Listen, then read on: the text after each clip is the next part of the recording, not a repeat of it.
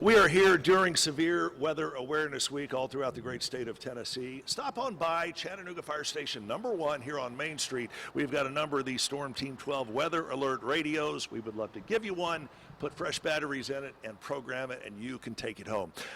Chattanooga Fire Chief Phil Hyman is here. Chief Hyman, you said you had 425 different firefighters under your direct command. Pretty impressive responsibility. Yeah, it's a very good department, and we're blessed to have the number of firefighters that we have. What are you most proud of, collectively speaking, with your department? Just the job that the men and women of our department do on a daily basis that a lot of folks don't see. They go on a number of different emergency calls and non-emergency calls, and they just do good work within our community and really help a lot of people's lives. And so many of these calls, as we mentioned earlier, are weather related, whether there's water ponding out on the roads, hydroplaning, that causes a wreck. As Patrick Hoare mentioned earlier, ice, that can cause a wreck. There are a tremendous amount of calls. I'd hate to put a percentage on it that you folks have to answer directly related to Mother Nature. Yeah, when we have severe weather, there's a severe uptick in the number of calls that we run, whether it's people driving through water or just severe weather events altogether.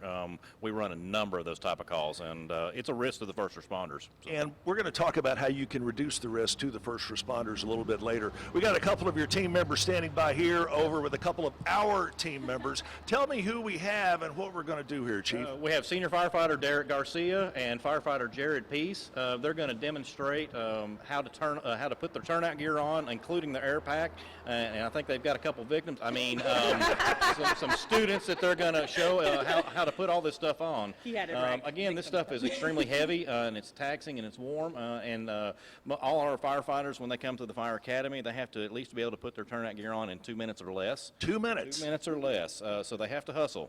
So when we get a call, they have to get on their gear really fast so they can get out the door and get on an emergency. What's the weight on a typical set of turnout gear? Anywhere from 50 to 60, 70 pounds. Wow. All right, you ready to get this started here? We're going to see Danielle Moss has volunteered been volunteered by David and Jess. Changed my mind.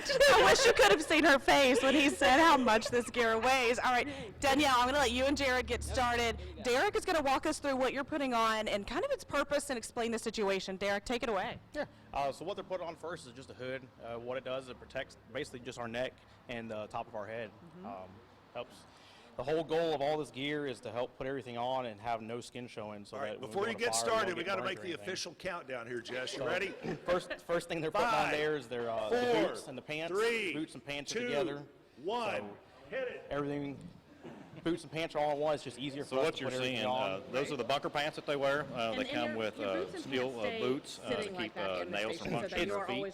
Yeah, it's easier for us if the boots and pants stay together, just to put them on that way. If not, then we have to assemble them each time. Would be kind of frustrating. She also has a hood around her neck. What that will do when she gets the rest of her stuff on. So it's a special material. It's a no-mix material. It's a without getting too technical detailed, it's a special chemical compound that they use. It's not fire, so it will burn at a certain temperature, but it's fire resistant to a certain degree. So, but it's helps keep the heat from us. Has 3 different barriers in it. Has a heat barrier, has a moisture barrier, and an inner liner in it. Helps protect us as much as possible. So the next thing that they're putting on now is they're putting on the coat. So coats, same material as the pants. Wow. Coats to help protect, the rest of the top of the body. And Chip, he has questions over there. I can see it in his face. How long does it typically take a firefighter entering the academy to learn how to put this on and to get out the door in 2 minutes? Well, we spend 6 months with them. We spend 6 months with them in the academy going over all this stuff, and they do dress-out drills from day one until the end of the academy to make sure they're proficient with it. Some people catch on really quick. Some people it takes a little bit more practice to do. But overall, within that 6 months, they're extremely dialed in and can get in their gear in less than that 2-minute mark. And one thing we want to stress is the great men and women of the Chattanooga Fire Department. You guys are continually looking you say it's getting for heavy? recruits, We're getting correct? heavy. Yes. Absolutely. We're always looking to hire new firefighters, and we actually have an application period open now that extends to the end of this month. So anybody that's interested in becoming a firefighter, you got to be 21 years of age, have a high school education, and we'll be happy to take a look at you. Wow. That's encouraging to know that you guys are always looking for folks to fill the ranks of the Chattanooga Fire Department. Jess, we're going to go over here and talk to Danielle for a moment. She looks like Danielle. We are. Today, so. Maybe. Is it Danielle or is it not? How are you feeling right now, Chickie? I'm okay. I used to be a flight attendant, so it's not like suffocating, but if you're claustrophobic, probably not the best. Probably not. How do you feel all of that weight? It's definitely heavy. Once you put on the oxygen tank on the back, definitely heavy. Everything else is, thick. You can feel the difference in the material, but it's definitely heavy here. Yeah. I think a lot of people don't realize that every garment is heavy. The pants are heavy, the jacket is heavy, the boots are heavy. It's not just, the tank on it as well. Patrick, could you have done it that well, that quick? I doubt it. I want her in front of the key wall, though. I want to see. We can have some fun with that. One thing we're going to talk with Chief Hyman about, and a couple of the other folks here in a moment, is you heard Danielle mentioning maybe that's not the best outfit for someone who is claustrophobic. Right. Mm-hmm. You got to be able to communicate when you have on the mask and all of the gear, which muffles her voice, but yet in field, on scene, communication is certainly a vital part of what they do. So we're going to find out exactly how they do that.